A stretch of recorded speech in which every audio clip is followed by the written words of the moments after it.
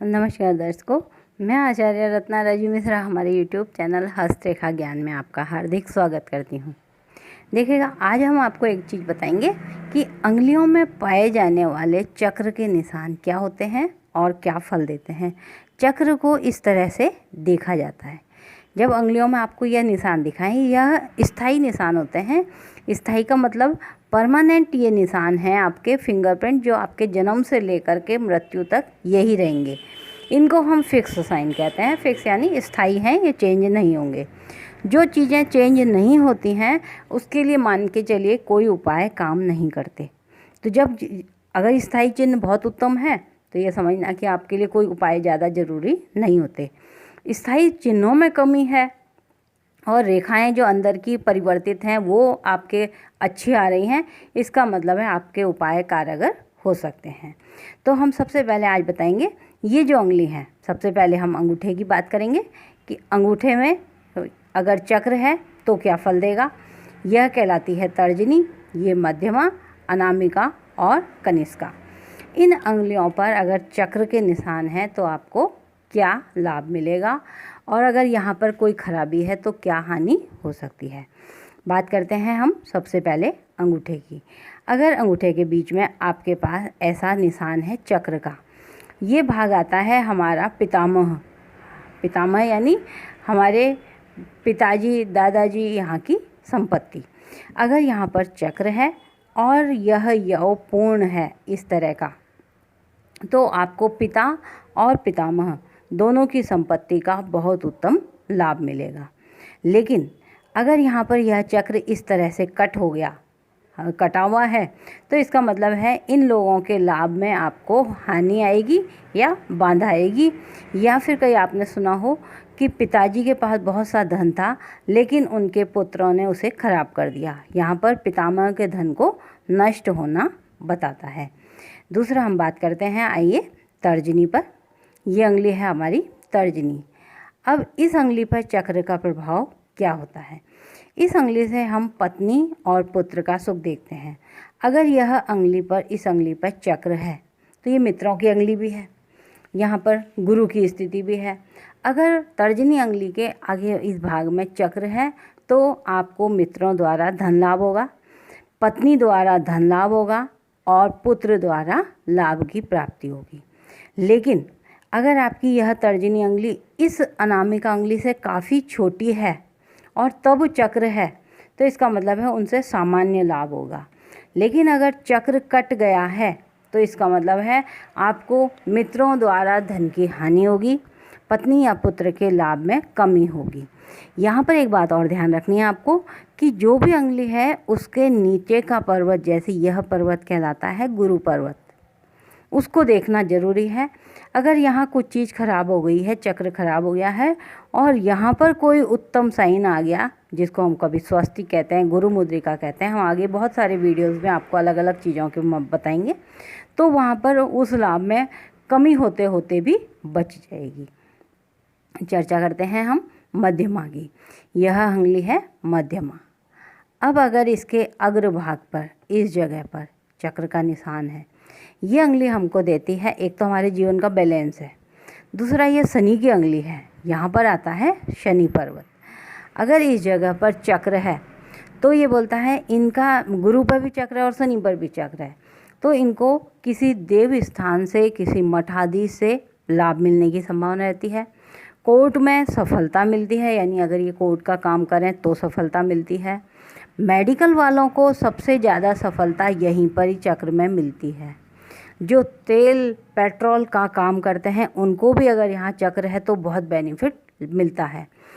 अगर कोई ज्योतिषी और कर्मकांड करता है और खासकर तंत्र जिसको हम बात करते हैं, वह यहाँ पर तांत्रिक क्रिया से लाभ की प्राप्ति करता है, जिसको हम बोलते हैं ना कि ये तांत्रिक है, इनको देव कृपा प्राप्त होती है। लेकिन अगर यहाँ पर यह इस तरह से कट गया तो वहाँ पर इनको इन्हीं चीज़ों के माध्यम से हानि हो जाती है।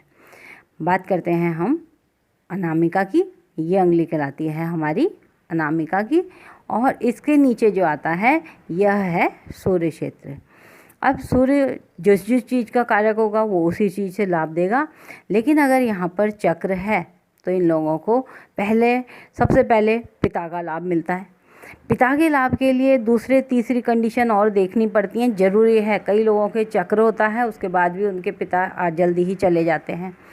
पिता से लाभ का मतलब है कि आपको पिता के द्वारा छोड़ी गई संपत्ति का भी लाभ मिलना। यह सरकार की अंगली है, इनको राजकीय कार्यों से लाभ मिलता है।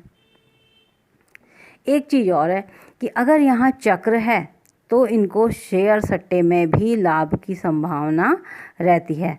तो इन लोगों के लिए शेयर सट्टे में जाने के से लाभ मिलता है, लेकिन लाभ हानि में परिवर्तित हो सकता है अगर यहाँ पर गुरु पर भी चक्र हो तो। इसलिए अगर इस चक्र को देख रहे हैं और आपने सोचा कि मुझे शेयर सट्टे में लाभ होगा, ऐसा नहीं करना। इन सब चीज़ों को देख करके ही आप काम करना।